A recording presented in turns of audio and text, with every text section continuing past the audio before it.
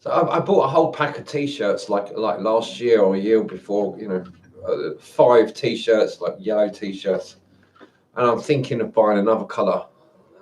So I've got like options because I've only really got yellow t-shirts at the moment. Oh dear. Okay, so shopping addiction. Right. So after the World Trade Centers went down in the 9/11 thing, right? What did George Bush say? He told people to go shopping, right? Great advice,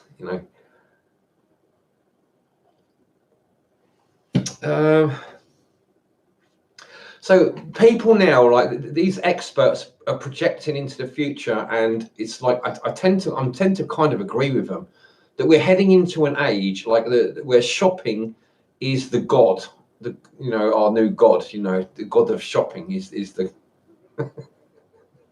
the main god that we all worship, right? And I've realised I'm addicted to shopping. It's just like it's one of those things that's as soon as somebody mentioned it, I thought to myself, "That's me. I'm addicted to shopping." It was Russell Brand. It was a video about 2 years ago, but I've only just watched it because I only discovered Russell Brand's channel about 6 or 8 months ago, I think.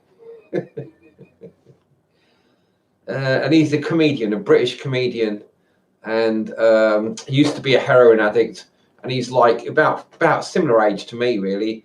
But he's moving on, trying to get over his heroin addiction. He's become addicted to other things like making videos and oh, he had a sex addiction. He's quite a good looking guy, and he was quite a hit with the women, and yeah, dear.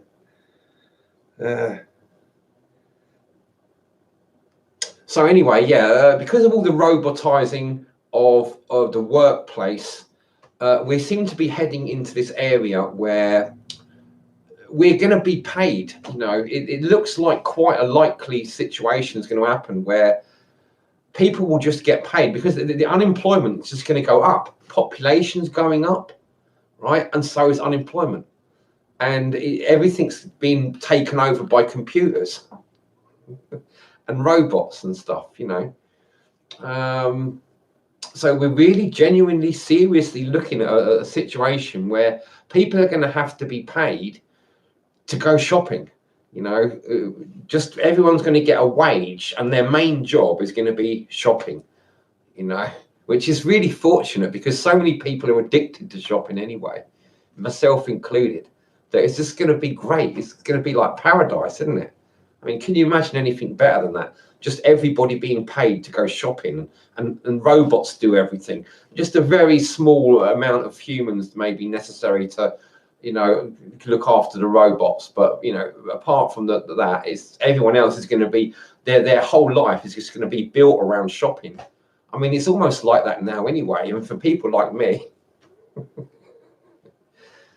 that's my highlight of my day. I love going shopping.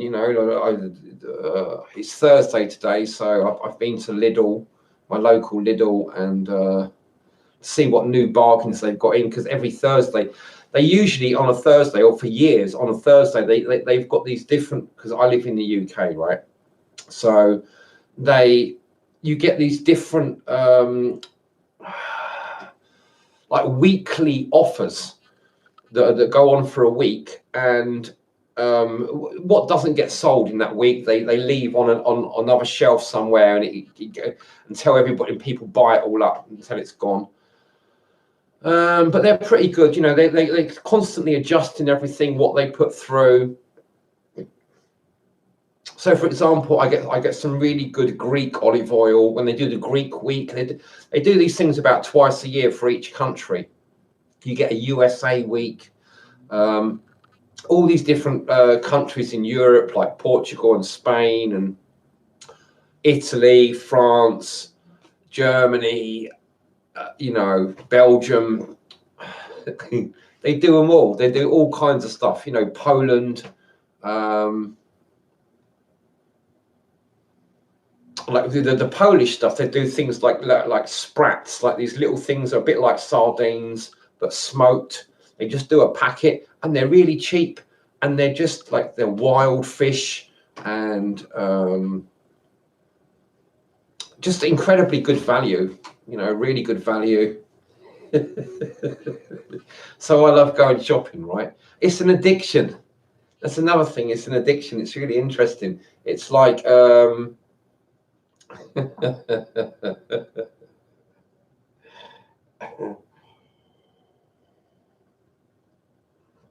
there's all these people that are addicted. I mean, really, it creates dopamine in your body, in your brain. You know, people don't realize it, that they're addicted to shopping. Think about all these women that are going shopping. I go shopping every day just because I get a buzz from it. You know, not whether I need anything or not, I just go anyway.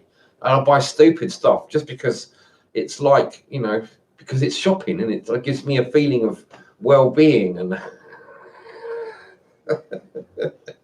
and it's quite a healthy addiction, because sometimes you buy stuff. I like to go and check out new stuff and buy new stuff that I haven't tried before, and occasionally I do find stuff that's pretty good. And yeah, it's apart from for the world, it's maybe not a good thing. We're destroying the planet. But apart from, you know, for humans, shopping's quite a good addiction. I mean, it's not like alcohol, where it's, you know, there's obvious like harmful, you know, side effects from drinking alcohol, or smoking, you know, or heroin, or sex addiction. You know, shopping is relatively like safe, and it's not just safe, it helps prop up the economy. You know, it's really quite a great addiction. I'm really looking interested. I'm getting interested in this. It's not like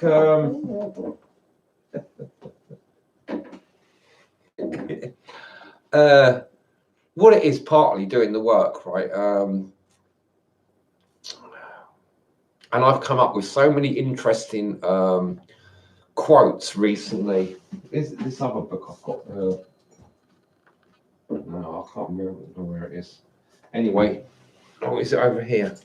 Yeah, it's probably here. Yeah, the Zen Soup book. It's just like so many good quotes in here about stuff.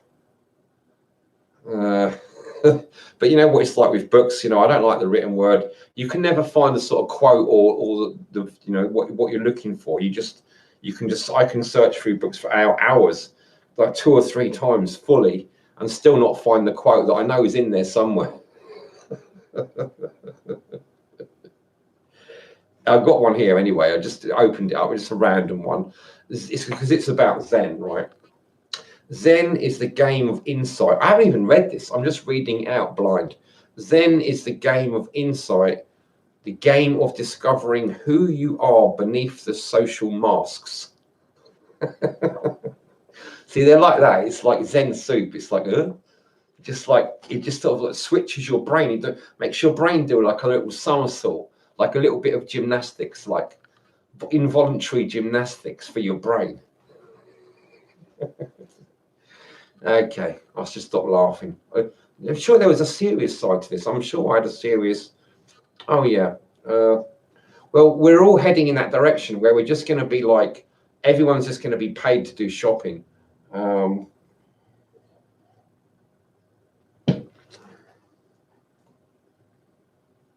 I think of Star Trek. In Star Trek, they've got like in the future, there's no real economy. People have credits. You know, they call them credits, but essentially we're already there. You know, we're in at least in a transitionary period where money is just credits. It's just you know, what people think of as money is. It's not what it used to be. It used to be like gold and silver, things you could use and that were considered valuable in and of themselves. You know, so you had gold sovereigns. Now, a pound in English money, a pound used to be like the equivalent of a gold sovereign. Now, a gold sovereign is like £1,000 or more. I don't know the exact price or anything. I don't follow these things, but silver used to be a main currency in like the US, up until the Federal Reserve took it over and started issuing banknotes instead of real money. That's how it's all become like credit, which is in another way is like debt. It's another word for debt is credit, and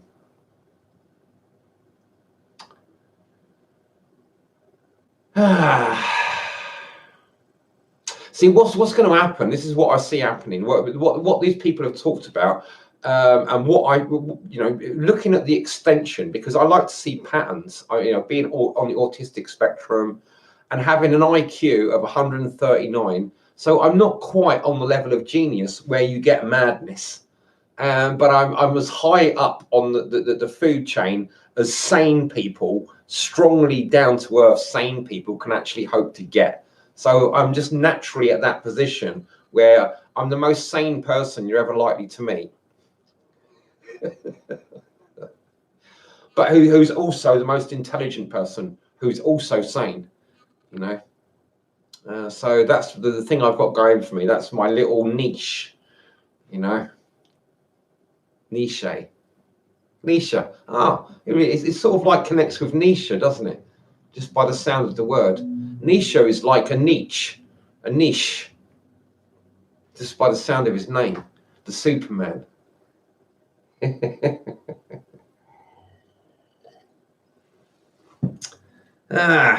Where else was I going with this? I did have some other places to go. Oh yeah, so I've been reading this as well, like the 22 immutable laws of marketing. Because I need to sort my channel out. I need to like make it more effective to make me money and stuff. The other thing, because I thought because of what HRC was saying the other day, I thought I'd better look into parenting as well. So Dr. Spock, the main guy for sort of parenting, best cover all the angles. It's surprising what you can find checking out this stuff. Even though I've got no real specific desire to have children at this moment, what I've realized going through the amount of life I've gone through and trying to keep my eyes open and watch what's going on, having children can happen very quickly, without a lot of planning. It can happen all of a sudden, for some people. And so knowing how to do parenting, if it all just so happens that you suddenly find yourself a parent without, any real planning, which could happen, Well, I'd like to think that it could happen. I like to believe that it could happen to someone like me, I'm in my late 40s. It's like I'm done. I'm doing the work. We're heading into a time where jobs aren't going to mean anything. It's all about shopping, We're all going to be paid just to do shopping anyway. So, there's no point getting educated in terms of trying to find the right work and get a good job and that pays money. That's all going to fall apart soon. You're much better off looking after yourself, buying the right sort of stuff to enhance your well-being and keep yourself young, and enhance your brain power.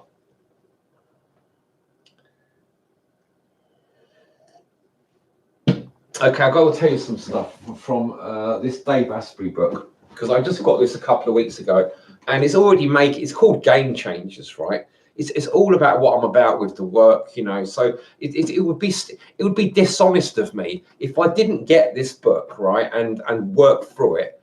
It would be stupid. I'd be trying to palm you off on my own, leaning on my own understanding, as it advises you against in the Bible.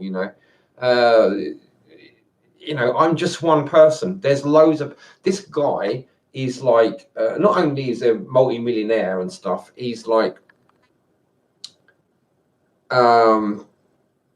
and the founder of Bulletproof Coffee, and a real innovator and a successful entrepreneur.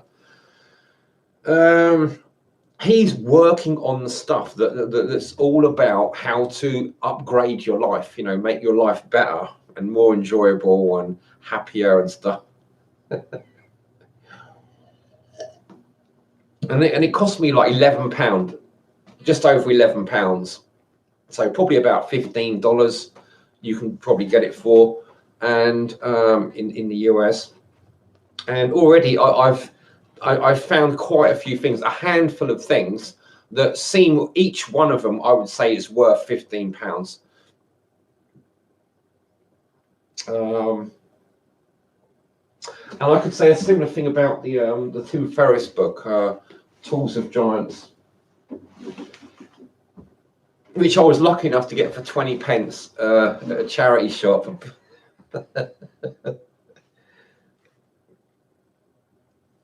Just like I did this Zen suit, because I've got a lot of time on my hands, which is going to become more and more common for people. So, you know, I'm looking forward to the work getting more more sort of people are going to be, well, self-improvement.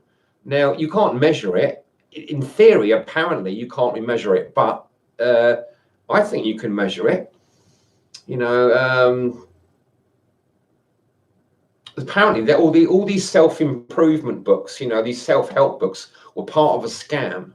But when it comes to things like this, you know, you could class this as a self-help book, right?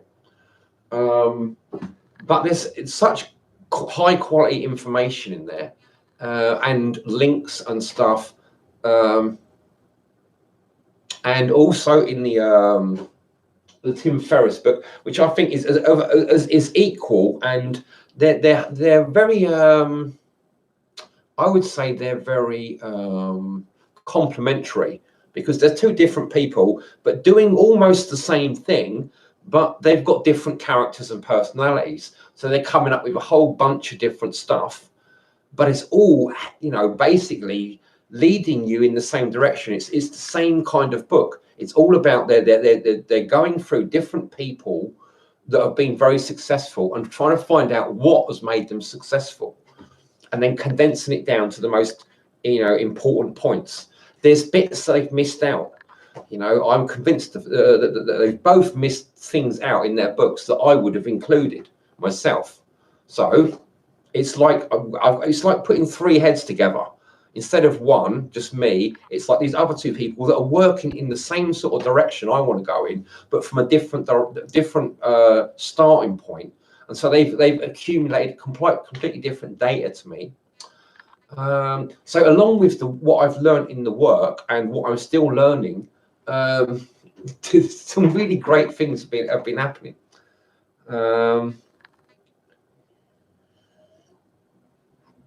So one of the things, because doing the work involves almost like complete seclusion, or it has done for me anyway. I've kind of been heading in this way for a while now, but especially over the last few years, I've become more and more isolated from people. I still live in a town. I still go out. I talk to people, you know, not a lot, but I still, you know, I don't have any problems with people as such. You know, I can still talk to people. I can, you know, do things. It's just that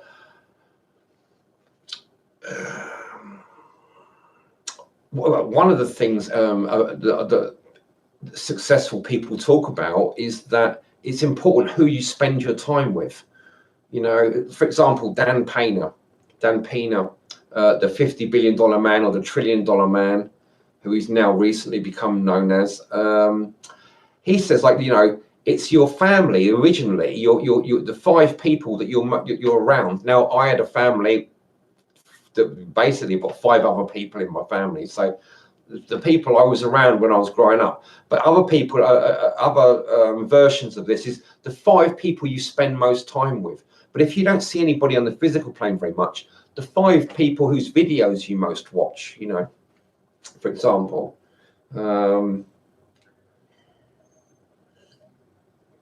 the 5 personalities, you know, or souls that you spend most time with, you know, in your consciousness. They're gonna, you look at those and you'll see what sort of person you're going to be, what your future's going to hold, you know. So you can, if you want to, I mean, this is what I'm doing here with the work, you know, look for the 5 people that you want to spend most time, you want to most be like and have their kind of lifestyle, and watch their videos or spend time with them, you know, if you can see them in real life and meet up with them in real life, the sort of people you want to be, the lifestyle you want to have. There's a quote I heard recently that was quite funny. It said something, let me just try and remember it. If you want to be successful, now I'm just guessing, I know it was something like this. If you want to be successful, spend time around people that are more successful than you. If you want to be happy, then spend time around people that are less successful than you. Now, I want to be both, you know. That's just the sort of guy I am, you know. So, you know, I know it's like I'm taking that sort of like the middle path, so to speak, and it's almost like the impossible path, the narrowest path. But this is like doing what the work is about. This is like, you know, this is what my channel is about. It's like, no, don't settle for second best. Go for, do the impossible. Become the change you want to see in the world. You know, why can't we be successful and happy? You know? Ah, dear. Okay.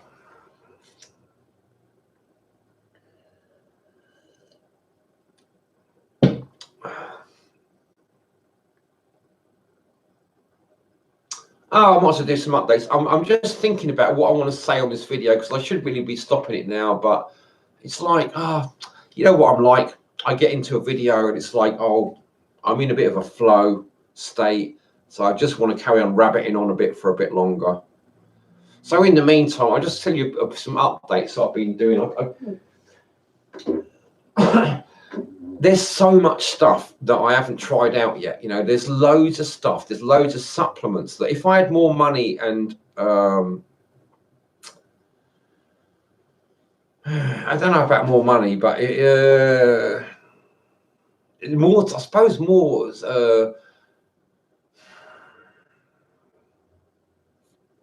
I don't know, just more, right? If I had more, then I don't know. It's like there's all this knowledge that's still coming out. I mean, it's so interesting now. You know, I'm watching these videos. I feel like I'm more or less at the forefront of stuff. Now, Dave Asprey is like doing this stuff called polyphenomenal, which is a polyphenol concentrated supplement. So it's concentrated polyphenols, which you get from things like coffee and tea and chocolate and colored vegetables like purple and red and orange vegetables and fruits. Where else do you get them from?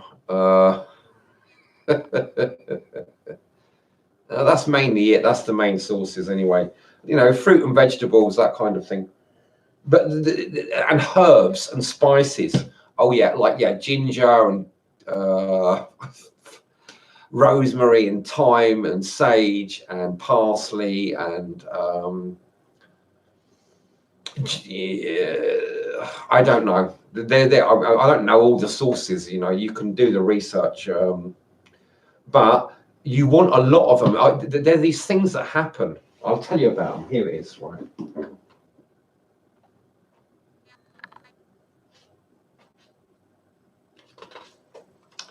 Okay, this is about polyphenols.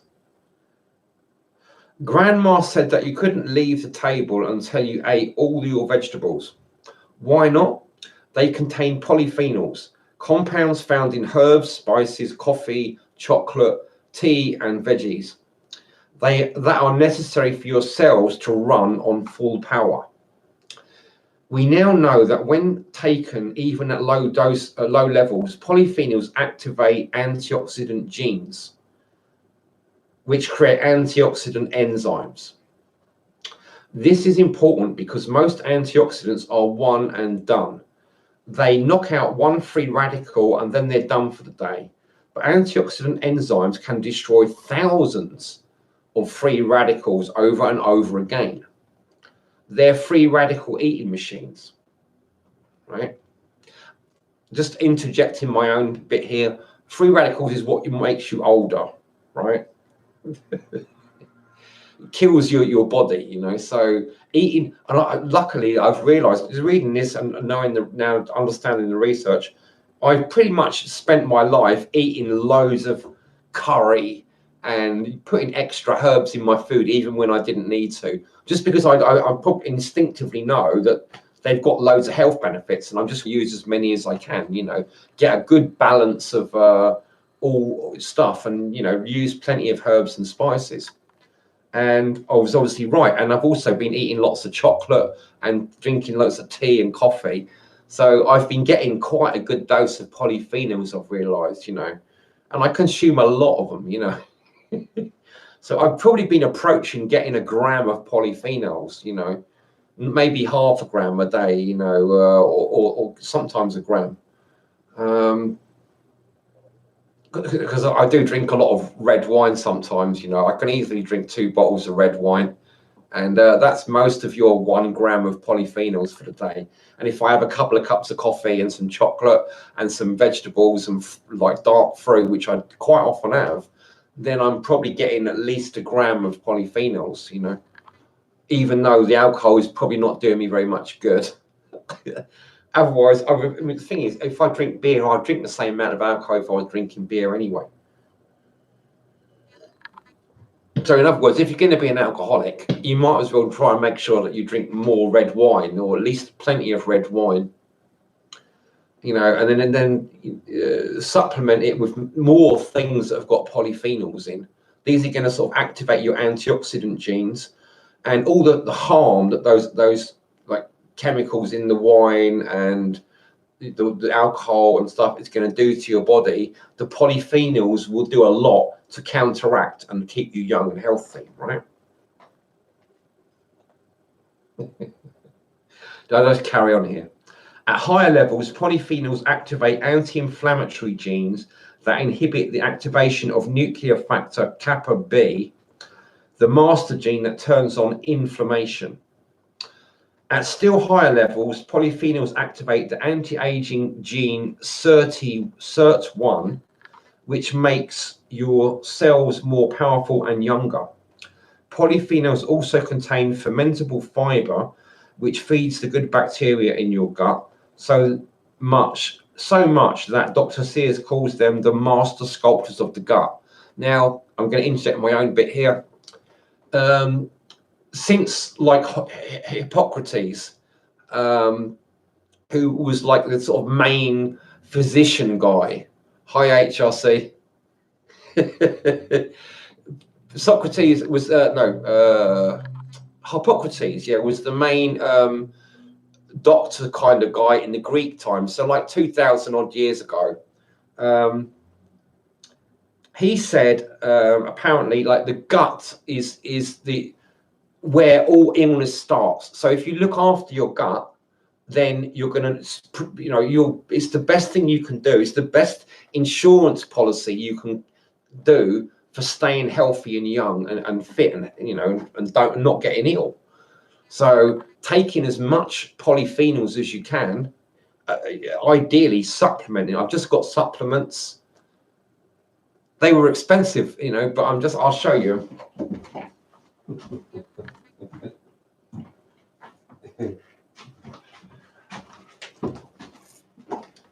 You know, I didn't spend an endless amount of time. I might have been able to find some other versions that were like better, but you can spend hours going through eBay trying to look for like better stuff, and you not find it. So these seemed quite reasonable. this is green tea extract, uh, 90 capsules, something like 80% polyphenols.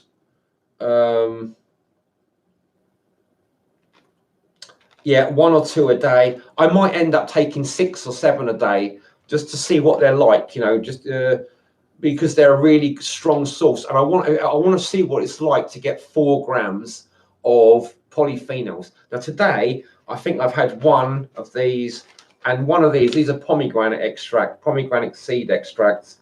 They're 40% polyphenols.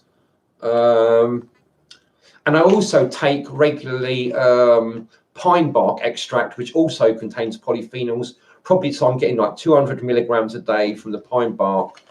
So then if I take this as well, the pomegranate extract, that's going to be like, so if I take 3 of them, I'll probably be getting, if I take 4, I'll be getting 1 gram. So if I take 2, that's going to be half a gram, right? So these are about 400 milligrams each capsule. So if I take 2 of them or 3 of them, you know, basically you can work it out. You know, you can start like working out how much. If I really want to, I can take like 5 or 6 of each. You know, take them 4 times a day, 5 times a day, and also, you know, try to boost up the rest of my polyphenol intake from my food and coffee and wine and stuff, and get up to 4 grams. And if I can get to 4 grams a day, it should be straightforward. Then I can activate this anti-aging gene, this SIRT1 gene. So it seems like a really good experiment. These were about £12 each. I got the 90 capsules for the green tea and 60 for the pomegranate. I just wanted a variation. I don't want to just take the same type of polyphenols. That seems to me like churlish, and you know, just all of their polyphenols, they'll be okay. No, you want to get a mixture, some green, some red, probably some orange. I'll probably try to concentrate on things like orange, dark orange fruits, and maybe I think what is it? Bee pollen. I mean, I've got bee pollen. That's orange. I'm sure that's got lots of polyphenols in. I'll probably try eating loads of that as well. Yeah, and then coffee and chocolate. Loads of coffee and chocolate. Other vegetables that are like brightly coloured and that. So yeah, I think it's pretty straightforward. I'll be able to get like 4 grams of polyphenols. I mean, why not? Why not do that? You know, it's not going to cost a lot of money. I mean, for 25 pounds, I'll be able to do 2 weeks experimenting.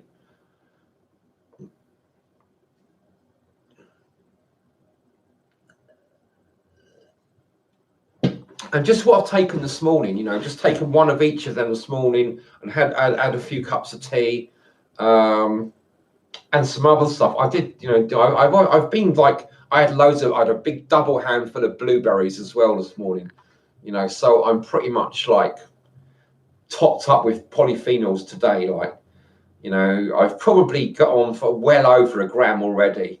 You know, I'm probably about 1.5 grams, you know, getting on for 1.5 grams of polyphenols already today. And I feel really quite together. It's like I feel like, yeah, there's things happening in my body. I've got so much stuff on the go. I can't begin to tell you.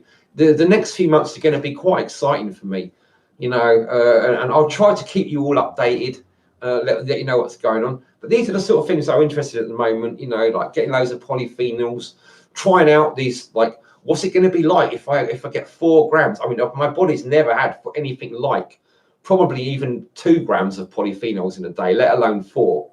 So it's going to be really interesting to see what happens when I do 4 grams of polyphenols, because you know, this is what activates this anti-aging gene. So I'm probably going to just start feeling and looking younger.